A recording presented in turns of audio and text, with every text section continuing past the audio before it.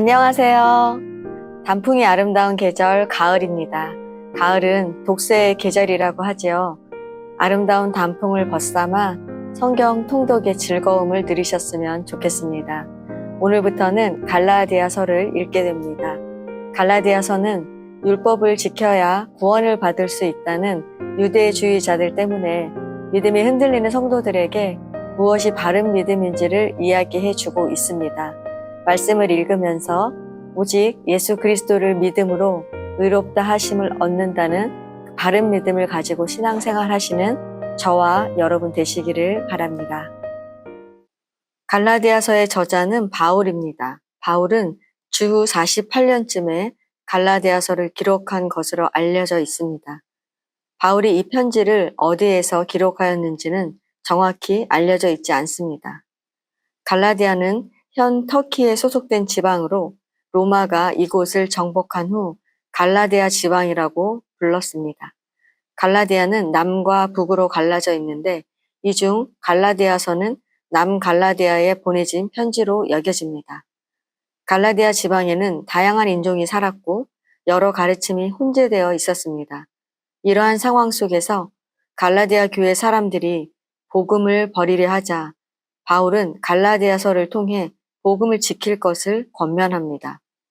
갈라디아서는 5 부분으로 나누어 볼 수 있습니다. 첫 번째는 1장 1절에서 5절로 편지의 머릿말입니다. 두 번째는 본론의 첫 번째 부분입니다. 바울은 이 부분에서 갈라디아 교회의 문제점을 다룹니다. 세 번째는 3장 1절에서 4장 31절로 본론의 두 번째 부분입니다. 이 부분에서 바울은 믿음과 율법의 관계를 다룹니다. 네 번째는 5장 1절에서 6장 10절로 본론의 세 번째 부분입니다. 바울은 이 부분에서 그리스도인의 자유에 관해 말합니다. 마지막으로 5번째 부분은 6장 11절에서 18절로 편지에 맺은 말입니다.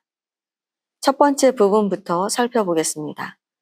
바울은 편지의 머릿말에서 자신은 하나님께서 보내신 사도임을 말하며 사도로서의 지위를 강조합니다. 이는 바울의 교만함이 아닙니다. 갈라디아 지방의 교인들이 바울의 권위를 의심했기에 이에 대한 대처를 한 것입니다.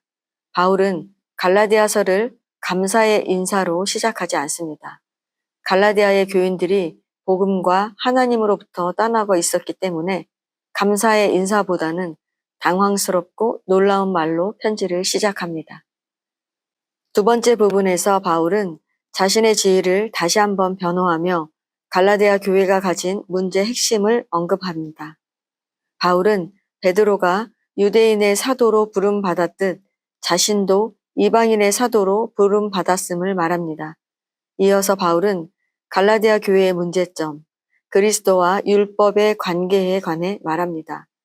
그는 갈라디아 교인들이 율법에 빠지지 말고 오직 믿음으로 그리스도께 나아가야 한다고 강력히 선포합니다. 그리스도 안에서 의롭다 하심을 얻은 죄인은 율법에 관해는 죽고 하나님의 아들을 믿는 믿음 안에서 살아야 하기 때문입니다. 세 번째 부분에서 바울은 두 번째 부분의 논리를 보충합니다.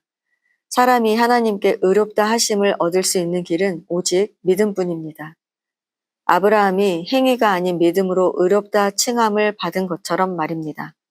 이에 비해 율법은 사람의 악한 면을 드러내며 죄인을 저주합니다. 하지만 율법은 예수님이 오시기 전까지 일시적인 규정이었습니다. 예수님은 이 땅에 오셔서 죄인을 위해 율법의 저주를 대신 짊어지셨습니다. 그렇기 때문에 오직 그리스도를 믿는 믿음으로 하나님께 나아가는 것만이 의롭다 칭함을 받을 수 있는 길이 됩니다. 바울은 갈라디아 교인들에게 믿음으로 의롭다 칭함을 얻을 수 있으니 제발 율법으로 돌아가지 말고 옛 사람의 행동을 반복하지 말라고 호소합니다. 네 번째 부분에서 바울은 그리스도인의 자유에 관해 말합니다. 그리스도인이 자유하다는 말은 율법이나 특정한 행위에 구속되지 않고 하나님께 나아가는 삶의 자세를 뜻합니다. 그리스도께서 주시는 자유를 가슴에 품고 사는 사람은 할례와 같은 육체적 증거들을 거부하며 육체의 일이 아닌 성령의 일을 행해야 합니다. 행위는 결코 사람에게 의를 주지 못합니다.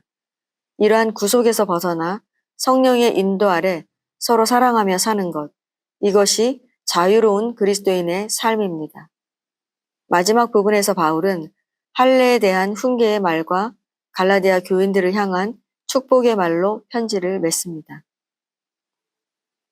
갈라디아서는 믿음과 행위, 그리고 자유에 집중하여 성도의 삶을 조명하고 있습니다.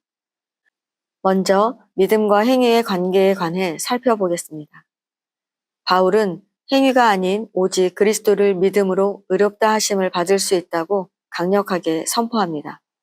하지만 사람들은 행위에 더 집착합니다.